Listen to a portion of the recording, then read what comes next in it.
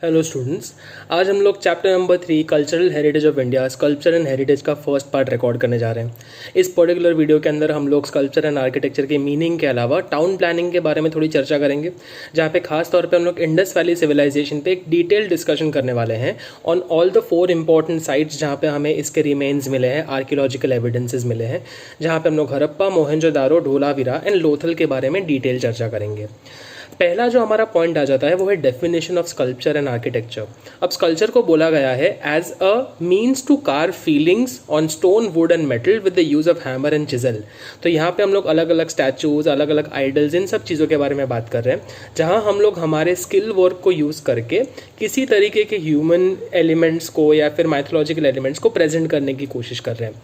ये एविडेंसेस जो है वो हमारे हिस्ट्री, हमारे हेरिटेज का, हमारे कल्चर का एक काफ़ी इंपॉर्टेंट पार्ट है।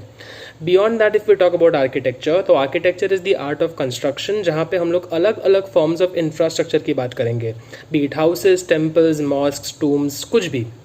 नाउ आपको एक चीज़ जो समझनी चाहिए वो ये है कि आर्किटेक्चर जो है is an end result of the skill that is there in an architect. तो आर्किटेक्ट जो है उसके अंदर की जो नॉलेज है, उसके अंदर की जो स्किल है, जब वो उसका इस्तेमाल करता है और उससे जो प्रोडक्ट बनता है, उस प्रोडक्ट को हम लोग आर्किटेक्चर के अंदर स्टडी करते हैं।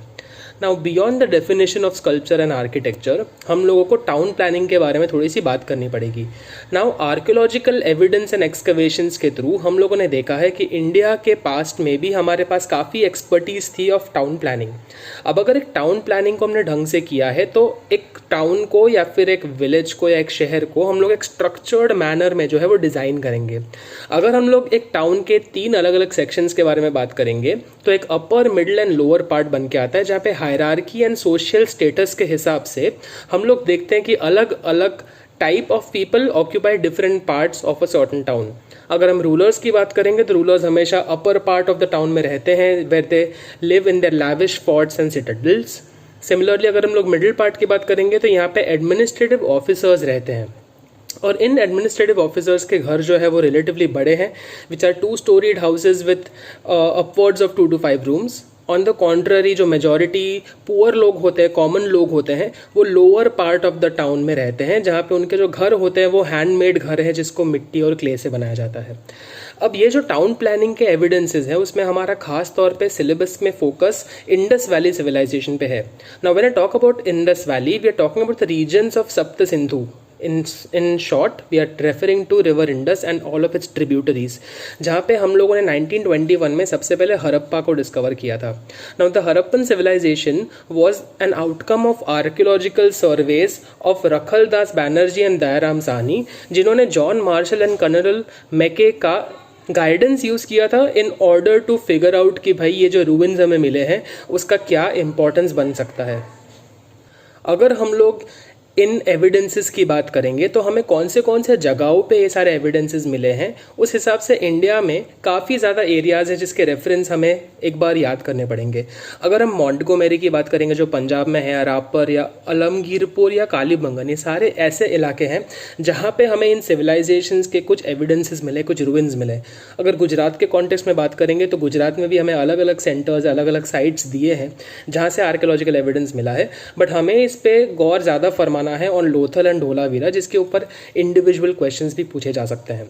अब हड़प्पन सिविलाइजेशन को इंडस वैली सिविलाइजेशन भी बोला जाता है, और इसके बारे में क्या यूनिक है उसके कुछ 3 पॉइंट्स हमारे सिलेबस में है। अब पहला पॉइंट उसका ये बनाता है कि इंडस वैली सिविलाइजेशन या Harappan civilization was known for its copper as well as stone weapons. इस वजह से उस एरा को हम लोग कॉपर स्टोन एज का भी दर्जा देते हैं, रेफरेंस देते हैं। इन एरियाज के अंदर हम लोग काफ़ी सिस्टमैटिक टाउन प्लानिंग देख पाते हैं, जहाँ पे हमने वो 3 sections of the entire town तो देखा ही था। साथ साथ हम लोगों ने पब्लिक फैसिलिटीज़ एंड यूटिलिटीज़ के लिए granaries, roads, houses, drainage systems, इन सब चीज़ों के बारे में भी एक well research and well laid out structure या प्लान देखा था। इन सब की चर्चा जब हम लोग मोहनजोदारो पढ़ेंगे उसमें भी डिटेल में करेंगे। अब अगर हम लोग बात करेंगे अबाउट हड़प्पन सिविलाइजेशन तो हम ये बोल सकते हैं दैट यहाँ के लोग जो है वो काफ़ी प्रॉस्परस लाइफस्टाइल जीते थे, क्योंकि इन लोगों के पास काफ़ी ज़्यादा अच्छे खासे ऑर्नामेंट्स मिले हैं जो ये लोग पहनते थे from all the ruins and evidence that is there. Now beyond discussion about our Harappan civilisation, हम लोग अभी मोहनजोदारो के बारे में बात कर रहे हैं। मोहनजोदारो का डिस्कवरी 1922 में हुआ था, एग्जैक्टली एक साल बाद आफ्टर हड़प्पन सिविलाइजेशन, जो कि पड़ता है पाकिस्तान के लरखन डिस्ट्रिक्ट में। अब Mohenjodaro the word means the heap of dead. अब वही लोग जिन्होंने हड़प्पन सिविलाइजेशन ढूंढा था, उन लोगों ने ही जो है वो मोहनजोदारो की भी डिस्कवरी की है। अब यहाँ पे मोहनजोदारो के कॉन्टेक्स्ट में आपको डेफिनेटली एक डिटेल्ड क्वेश्चन, एक डिटेल शॉर्ट नोट पूछी जा सकती है, जिसमें अलग अलग पॉइंट्स का डिटेल चर्चा आपको लिखना पड़ेगा as a short note. Now when you talk about the construction of the town और द म्यूनिसिपल कॉम्पोजिशन, तो पहली बात that makes this place unique is the fact that the entire town जो है वो फोर्टिफाइड था। चारों तरफ जो है वो लंबी बड़ी दीवारें थी, जो कि इस पर्टिकुलर एरिया को प्रोटेक्शन देता है। यहाँ पे जितने भी लोगों के घर थे वो एक हायर प्लिंथ पे बनाए जाते थे, मतलब ग्राउंड लेवल से थोड़े ऊंचाई पे घर बनाए जा रहे हैं, सो दैट उन घरों में किसी भी तरीके से पानी ना घुसे इन टाइम्स ऑफ फ्लड्स या फिर इन टाइम्स ऑफ एक्सट्रीम रेनफॉल, और सो दैट इनके घर जो है वो कहीं ना कहीं हॉस्पिटेबल हमेशा रहे साल भर। साथ साथ अगर हम लोग घरों की बात कर ही रहे हैं तो रिच एंड पुअर पीपल के जो दोनों के घर थे वो थोड़े से डिफरेंट थे। Rich people use to have houses जिनमें 2 मंजिल हुआ करती थी, 2 फ्लोर्स हुआ करते थे, 2 storeyed houses with 5 to 7 rooms. On the contrary अगर पुअर पीपल की बात करें तो उनका सिंगल स्टोरीड हाउस होता था विद 2 to 3 रूम्स। बट एक चीज़ जो बहुत स्पेशल थी, जो बहुत यूनिक थी about the houses in Mohenjodaro was the fact that every house had a store room, a kitchen and a bathroom. मतलब जो बेसिक फैसिलिटीज़ है वो हर घर में कहीं ना कहीं पाई जाती थी। Now the entrance of the house और each and every house was not on the main road but on the side lane, और साइड लेन में होने की वजह से सेफ्टी सिक्योरिटी को भी काफ़ी ज़्यादा अच्छे से मैनेज कर पाता है। साथ साथ इन सारे घरों में अच्छे खासे डोर्स एंड विंडोज़ थे जो कि एयर वेंटिलेशन को इंश्योर करते थे।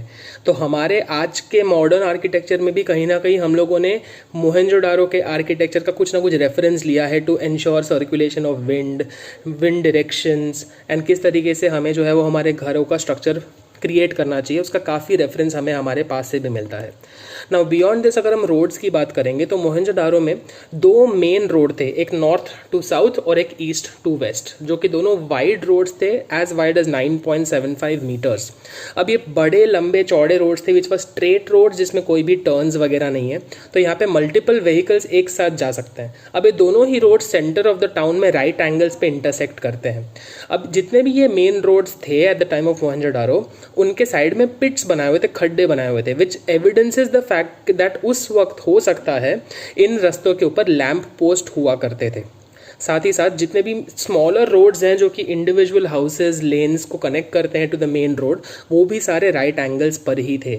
It means that all of this was a very well planned and well laid out structure. अब रोड के बाद हम लोग ड्रेनेज के बारे में थोड़ी चर्चा करते हैं। अगर हम ड्रेनेज के बारे में बात करेंगे तो मोहनजोदारो के टाइम पे काफ़ी एक एफिशिएंट ड्रेनेज सिस्टम हुआ करता था, जो कि पब्लिक हेल्थ एंड हाइजीन के लिए काफ़ी ज़्यादा अनिवार्य है।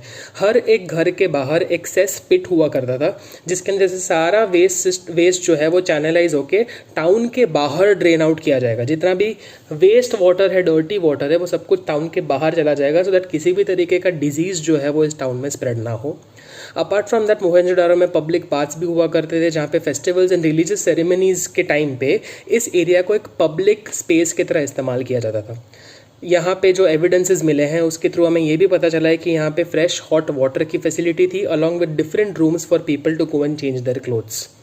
Apart from that also if you talk about public utility spaces, तो यहाँ पे 2 बड़े बड़े बिल्डिंग्स के रूइंस हमें मिले थे, जिसमें लोगों का परसेप्शन है या फिर लोग प्रिज्यूम कर रहे हैं कि ये या तो टाउन हॉल या तो थिएटर या ग्रैनरी हुआ करते थे।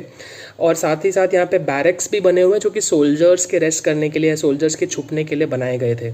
So all in all, if you look at all the different points that have been mentioned specifically about Mohenjodaro, तो हमें ये रियलाइज़ होता है कि ये पर्टिकुलर टाउन काफ़ी वेल प्लान्ड जगह थी, जो कि एविडेंस बताता है कि हमारी एक्सपर्टीज़ कितनी ज़्यादा है as far as town planning is concern.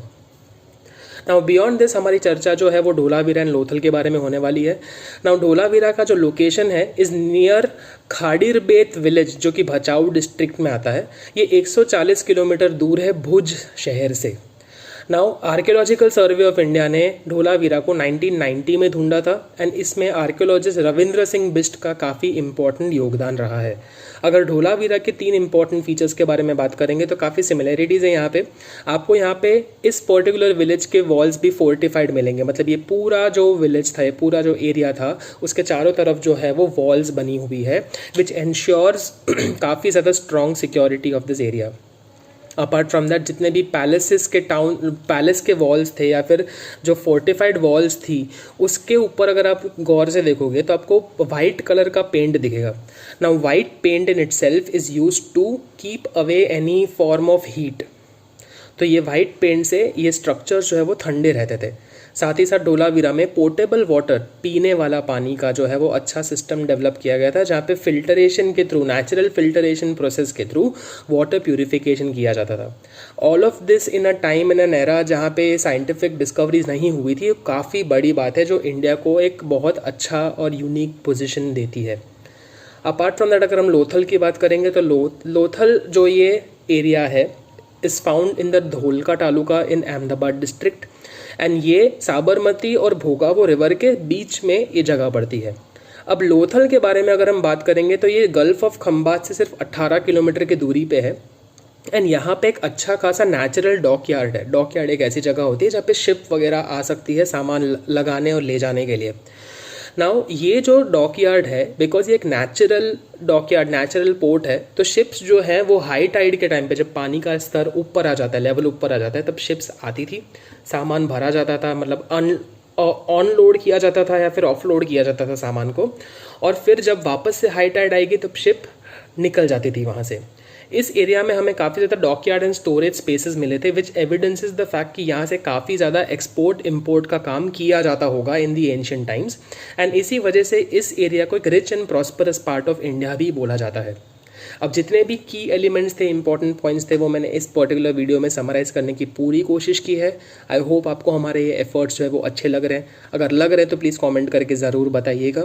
इसके नेक्स्ट पार्ट की भी तैयारी शुरू हो गई है, कल आपको वो पार्ट मिल जाएगा। कंसिस्टेंटली हर दिन एक वीडियो डालना मेरे लिए भी थोड़ा मुश्किल है, इसलिए टाइमिंग थोड़ा आगे पीछे होता है, बट ये डिसिप्लिन मेंटेन करने की मैं पूरी कोशिश करूँगा। That's going to be all from me for now. Thank you so much for watching this video. Be subscribed and keep supporting us.